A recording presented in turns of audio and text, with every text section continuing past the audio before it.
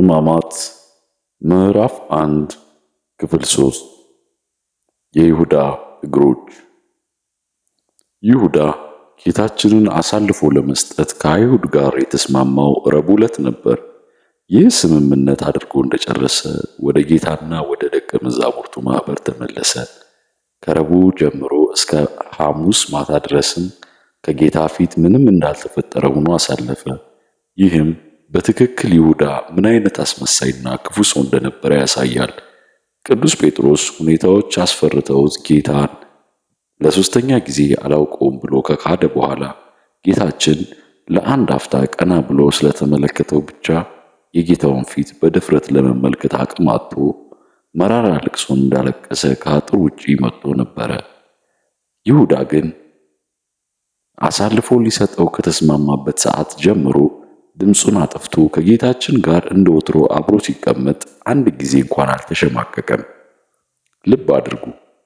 በራሱ ሐሳብ አመንጭነት ራሱ ወደ አይሁድ ሸንጎ ሄዶ ብር ለመቀበል ተስፋ ተቀብሎ ከመጣ በኋላም የጌታችንን ዓይኑን እያየ አሳልፌ የምሰጥህ እኔ ሆንን ብሎ ለመጠየቅም ድፍረት ነበረው።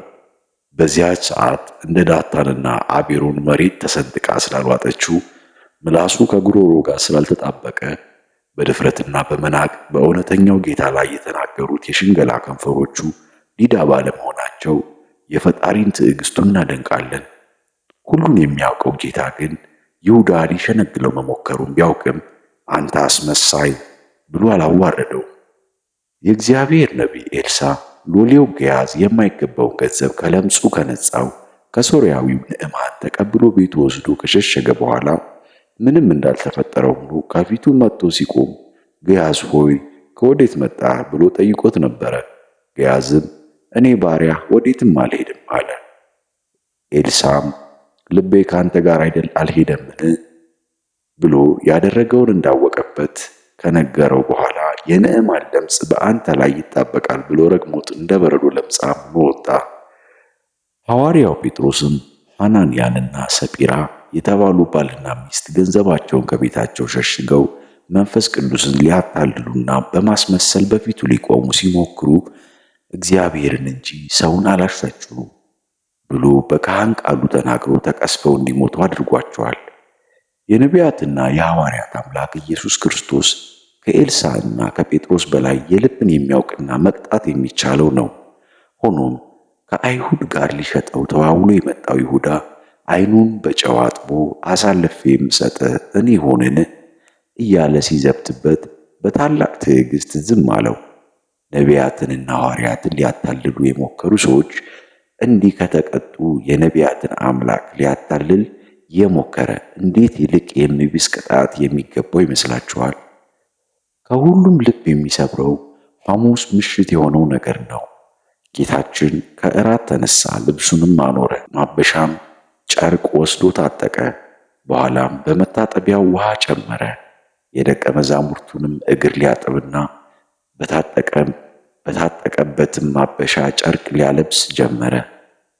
የእግር ሹራብ በማይደረግበትና ክፍት ጫማ በሚደረግበት በዚያን ዘመን ቀኑን ሙሉ ሲጓዙ ያሉትን የሐዋርያቱን በአቧራ ያደፉ እግሮች ሊያጥብ ተነሳ።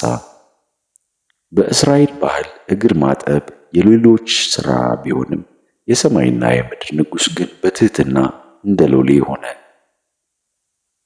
ጌታችን አጎንብሶ የደቀ መዛሙርቱን እግር ሲያጥብ ይሁዳም ሊታጠብ ተራውን ይጠብቅ ነበር። ጌታውን ሊሸጥ በተስማማበት ማግስት ጌታችን አጎንብሶ እግሩን አጠበው። ወሐፀበ እግረ ይሁዳ አስቆሮታ ይዛያገቦ የሚያስይዘውን የአስቆሮቱ የይሁዳንም እግር አጠበ እንዲል ግብረ ሕማማት ዘሐሙስ። ከአንድ ቀን በፊት ክፋትን ለማሴር ወደ አይሁድ ካህናት ግቢ የሮጡትን የይሁዳን እግሮች ጌታችን አጎንብሶ አጠባቸው። ከጥቂት ደቂቃዎች በኋላ ሊያስይዘው ወደ አይሁድ የሚሮጥባቸውን እግሮች የሚይዙትን ወታደሮች እየመራ ወደ እርሱ የሚመለስባቸውን እግሮች አጠበለት።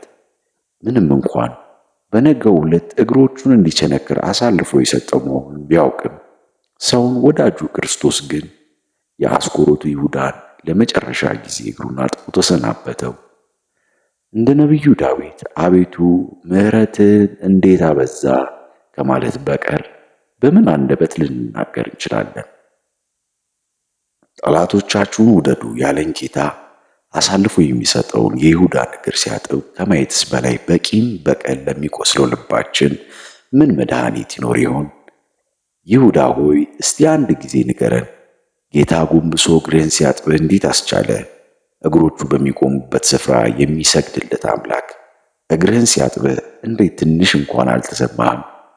አንተ እግሩን ልታጥበው እንኳን የማይገባ ፈጣሪ እግርህን ሲያጥብህ እያየህ እንዴት ልብ ደነደነ? መጥምቁ ዮሐንስ የጫማውን ጠፍር ልፈታ አይገባኝም ያለውን ጌታ አጎንብሶ ሲያጥብህ እንዴት ልብ በጸጸት አልተሞላም? ረቡዕ አሳልፈህ ልትሰጠው ተስማምተህ መጥተህ ሐሙስ አጎንብሶ ሲያጥብህ እንዴት አልጨነቀህም? ከአይሁድ ጋር የተስማማኸው ነገር ይቅርብኝ ለማለት ጌታችን ከእግርህ በታች ዝቅ ብሎ ካጠበ ሰዓት የተሻለ ማሰቢያ ጊዜ ከየት ይገኛል? በፍቅሩ ውስጥ ክፋትህ፣ በትሕትናው ውስጥ ትዕቢትህ እንዴት አልታየ? እንዴትስ እግሮችህን ሰጥተህ ያለ ሐሳብ ታጠብክ? ቅዱስ ጴጥሮስ እንኳን ጌታ ሆይ አንተ እንዴት የእኔን እግር ታጥባለህ ብሎ ተጨንቆ ጠይቆ ነበር። የእኔን እግር ለዘላለም አታጥብም ብሎ ተከላክሎም ነበር።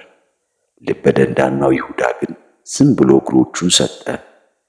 የከዳውን ጌታ የቁልቁል እየተመለከተ ለአፍታ እንኳን ልቡ አልተመለሰም። ሐዋርያት ጌታ ባጠበው እግራቸው ለጊዜው ፈርተው ቢሮጡም በኋላ ግን በጸጸት ተመለሱበት። በአምላክ እጅ በታጠበ እግራቸው ያለመሰልቸት ዓለምን ዞረው ወንጌሉን አስተምረው እስኪሞት ድረስ ታመኑ። በእግራቸውም እንደ ስማቸው ሐዋርያት ተጓዦች ሆኑበት። ይሁዳ ግን በአምላክ እጅ በታጠበው እግሩ ወደ አይሁድ ገስግዞ ጌታ ለሚያንገላታው ጦር መንገድ እየመራበት ተመለሰ።